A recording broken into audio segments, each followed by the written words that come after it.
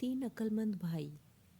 एक बार का जिक्र है कि एक गरीब आदमी रहता था जिसके तीन बेटे थे। वह अक्सर अपने बेटों से कहता, मेरे बेटों, मेरे पास ना तो रेवड़ है और ना ही सोना, कुछ भी तो नहीं है, इसलिए तुम्हें एक दूसरे ही किस्म का खजाना करना चाहिए। अधिक समझने और जानने की कोशिश करो। कोई भी चीज़ तुम्हारी नज़र से ना बच पाए। बड़े बड़े रेवड़ों की जगह तुम्हारे पास पैनी नज़र तथा सोने की तरह चलने वाला तेज़ दिमाग होना चाहिए। ऐसी दौलत जमा करने पर तुम्हें कभी भी किसी भी चीज़ की कमी नहीं रहेगी और तुम दूसरों के मुकाबले में 19 नहीं रहोगे। वक्त गुजरा और कुछ बाद समय बूढ़ा चल बसा। भाई मिल बैठे। उन्होंने सारी स्थिति पर विचार किया और बोले, हमारे लिए यहाँ पर कुछ भी तो करने के लिए नहीं है। घूम फिर दुनिया को देखते हैं। ज़रूरत पड़ने पर हम चरवाहों या खेत मजदूरों का काम कर लेंगे। हम कभी भी क्यों ना हो भूखे तो नहीं मरेंगे। चुनांचे वे तैयार होकर सफ़र पर चल दिए। उन्होंने सुनसान वीरान घाटियाँ लांघी और ऊंचे ऊंचे पहाड़ों को पार किया। इस तरह वह 40 दिनों तक चलते रहे। उनके पास जितनी खुराक थी अब वह भी खत्म हो गई थी। वह थक कर चूर हो गए थे और उनके पैरों में छाले पड़ गए थे। मगर सड़क थी कि ख़त्म होने का नाम ही नहीं ले रही थी। वे आराम करने के लिए रुके और फिर आगे चल दिए। आखिर उन्हें अपने सामने वृक्ष, बुर्ज और मकान नज़र आए। वे एक बड़े शहर के नज़दीक पहुंच गए थे।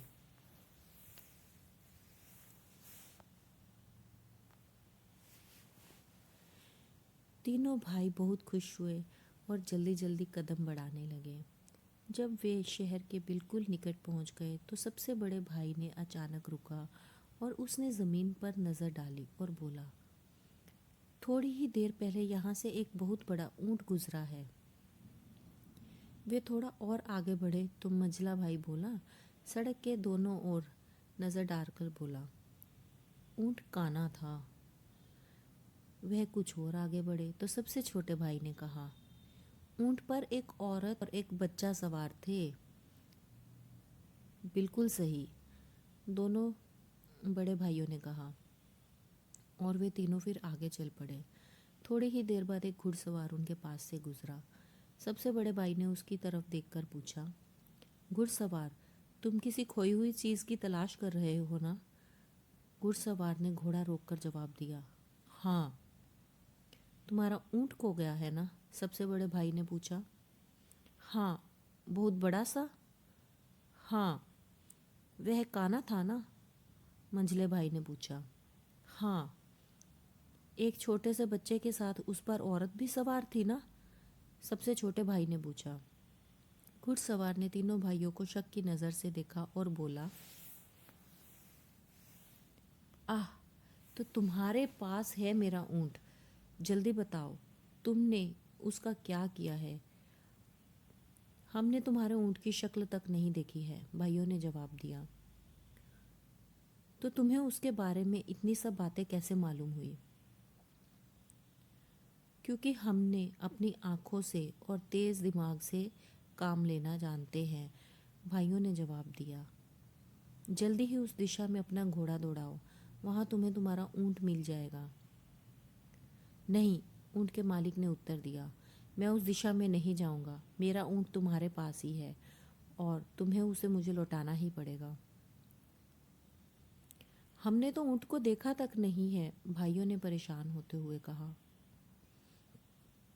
मगर घुड़सवार उनकी एक भी सुनने को तैयार नहीं था। उसने अपनी तलवार निकाल ली और उसे ज़ोर से घुमाते हुए तीनों भाइयों को अपने आगे आगे चलने का हुक्म दिया। इस तरह वह उन्हें सीधे अपने देश के बादशाह के महल में ले गया और तीनों भाइयों को संतरियों के सुपुर्द करके खुद बादशाह के पास गया। मैं अपने रेवड़ों को पहाड़ पर लिए जा रहा था, उसने कहा, और मेरी बीवी मेरे छोटे से बच्चे के साथ एक बड़े से काने ऊंट पर मेरे पीछे पीछे आ रही थी। किसी तरह उनका ऊँट पीछे रह गया और वह रास्ते से भटक गए। मैं उन्हें खोजने गया तो रास्ते में 3 आदमी मिले जो पैदल चले जा रहे थे। मुझे पूरा यकीन है कि उन्होंने मेरा ऊँट चुराया है और मेरी बीवी और बेटे को मार दिया है।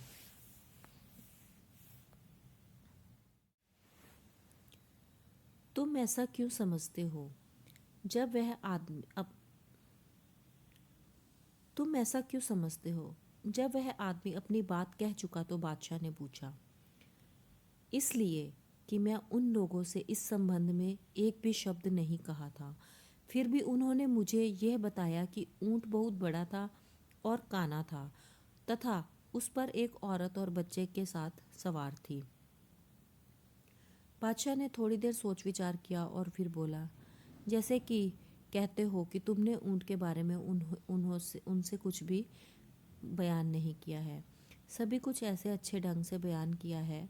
अगर उन्होंने तो ज़रूर उन्होंने ही ऊँट को चुराया होगा। जाओ उन चोरों को यहाँ ले आओ। ऊँट का मालिक बाहर गया और तीनों भाइयों को साथ लिए हुए झटपट अंदर आया। चोरों, फौरन बताओ, बादशाह उन्हें धमकाते हुए चिल्लाया। फौरन जवाब दो, तुमने इस आदमी का ऊँट कहाँ गायब किया है? हम चोर नहीं हैं, हमने इसका ऊँट कभी नहीं देखा, भाइयों ने उत्तर दिया। तब बादशाह बोला, मालिक के कुछ भी बिना बताए तुमने ऊँट के बारे में बिल्कुल सही तौर पर बयान किया है। अब तुम ये कहने की कैसे जुर्रत कर सकते हो कि तुमने उसे नहीं चुराया?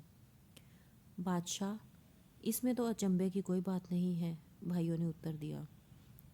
बचपन से ही हमें ऐसी आदत पड़ गई है कि हम किसी भी चीज़ को अपनी नज़र से नहीं चूकने देते। हमने चीज़ों को पैनी नज़र से देखने तथा दिमाग से सोचने के काम में बहुत वक्त लगाया है। इसलिए ऊँट को देखे बिना ही हमने यह बात बता दी। बादशाह हंस दिया। किसी चीज़ को देखे बिना तुमने उसके बारे में इतना कुछ जानना मुमकिन हो सका? उसने पूछा।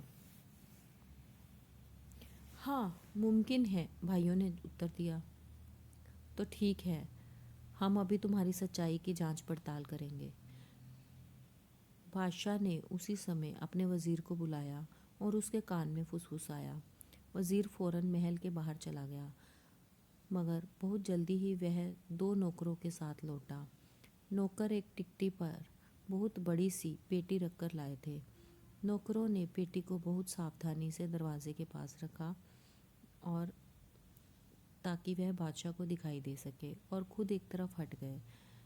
तीनों भाई दूर से खड़े खड़े उन्हें देखते रहे। उन्होंने इस बात को गौर से देखा कि पेटी कहाँ से और कैसे लाई गई थी, किस ढंग से फर्श पर रखी गई थी। हाँ, तो चोरों, हमें बताओ कि उस पेटी में क्या है? बादशाह ने कहा। बादशाह सलामत, हम तो पहले से ही अर्ज़ कर चुके हैं कि हम चोर नहीं हैं, सबसे बड़े भाई ने कहा।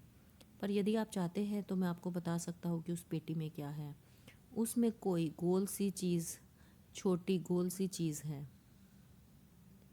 उसमें अनार है, मजला भाई बोला। हाँ, और वह भी कच्चा, सबसे छोटा भाई ने जोड़ा। यह सुनकर बादशाह ने पेटी को नज़दीक लाने का हुक्म दिया। नौकरों ने फौरन हुक्म पूरा किया। बादशाह ने नौकरों से पेटी खोलने के लिए कहा। पेटी खुल जाने पर उसने उसमें झांका। जब उसे उसमें कच्चा अनार दिखाई दिया तो उसकी हैरानी की कोई हद ना रह गई। आश्चर्यचकित बादशाह ने अनार निकालकर वहां हाजिर सभी लोगों को दिखाया। तब उसने ऊँट के मालिक से कहा, इन लोगों ने यह साबित कर दिया है कि यह चोर नहीं है। वास्तव में ये बहुत ही समझदार लोग हैं। तुम कहीं और जाकर अपने ऊँट की तलाश करो। बादशाह के महल में उसी समय हाजिर सभी लोगों की हैरानी का कोई ठिकाना नहीं रहा, मगर सबसे बढ़कर तो खुद बादशाह हैरान थे। उसने सभी तरह के बढ़िया और लजीज खाने मंगवाए और लगा इन भाइयों की खातिरदारी करने। तुम लोग बिल्कुल बेकसूर हो और जहाँ भी जाना चाहो जा सकते हो, मगर जाने से पहले तुम मुझे सारी बात तफसील से बताओ। तुम्हें यह कैसे पता चला कि उस आदमी का ऊँट गुम हुआ है, और तुमने ये कैसे जाना कि ऊँट कैसा था? सबसे बड़े भाई ने कहा, धूल पर उसके पैरों के निशानों से मालूम हुआ कि ऊंट बहुत बड़ा वहां से गुजरा है। जब मैंने अपने पास के गुजरने वाले घुड़सवार को अपने चारों ओर नज़र दौड़ाते हुए देखा, उसी वक्त समझ गया कि वह क्या खोज रहा है। बहुत खूब, बादशाह ने कहा। अब यह बताओ कि तुम में से किसने घुड़सवार को बताया कि उसका ऊंट काना है? कानापन तो सड़क के पर निशान नहीं छोड़ता। मैंने इस बात का अनुमान इसलिए लगाया कि सड़क के दाईं ओर की घास तो ऊंट ने चरी थी, मगर बाईं ओर की घास ज्यों की त्यों थी। मंझले भाई ने जवाब दिया। बहुत खूब, बादशाह ने कहा। तुम में से यह किसने लगाया कि उस पर बच्चे के साथ एक औरत सवार थी? मैंने, सबसे छोटे भाई ने उत्तर दिया। मैंने देखा कि एक जगह पर ऊंट के घुटने टेककर बैठने के निशान बने हुए थे। उनके करीब ही रेत में एक औरत के जूतों के चिन्ह दिखाई दिए, साथ ही छोटे छोटे पैरों के निशान थे, जिससे मुझे पता चला कि औरत के साथ एक बच्चा भी था। बहुत खूब, तुमने बिल्कुल सही कहा है, बादशाह बोला। मगर तुम लोगों को ये कैसे पता चला कि पेटी में एक कच्चा अनार है? ये बात तो मेरी समझ में बिल्कुल भी नहीं आ रही, सबसे बड़े भाई ने कहा। जिस तरह दोनों नौकर उसे उठाकर लाए, उससे यह बिल्कुल जाहिर था कि वह जरा सा भी भारी नहीं है। जब वह पेटी को फर्श पर टिका रहे थे तो उसके अंदर से किसी गोल सी चीज़ के लुढ़कने की आवाज़ सुनाई दी। मंझला भाई बोला, मैंने ऐसा अनुमान लगाया चूँकि पेटी बगीचे की तरफ से लाई गई है और उसमें कोई छोटी सी गोल चीज़ है, तो वह जरूर अनार ही होगा। कारण है कि आपके महल के आसपास अनारों के बहुत सारे पेड़ लगे हुए हैं। बहुत खूब, बादशाह ने कहा। और फिर उसने सबसे छोटे भाई से पूछा, मगर तुम्हें यह कैसे पता चला कि अनार कच्चा है? इस वक्त तक बगीचे में सभी अनार कच्चे ही हैं, यह तो आप खुद ही देख सकते हैं, उसने उत्तर दिया और खुली हुई खिड़की की तरफ संकेत कर दिया। बादशाह ने बाहर देखा तो बगीचे में सभी अनार के वृक्षों पर कच्चे अनार लटक रहे थे। बादशाह इन भाइयों की असाधारण पैनी नज़र और तेज दिमाग से हैरान रह गया। धन दौलत या दुनियावी चीज़ों के नज़रिए से तो तुम बेशक अमीर नहीं हो, मगर तुम्हारे पास अक्ल का खजाना जरूर है, उसने तारीफ करते हुए कहा।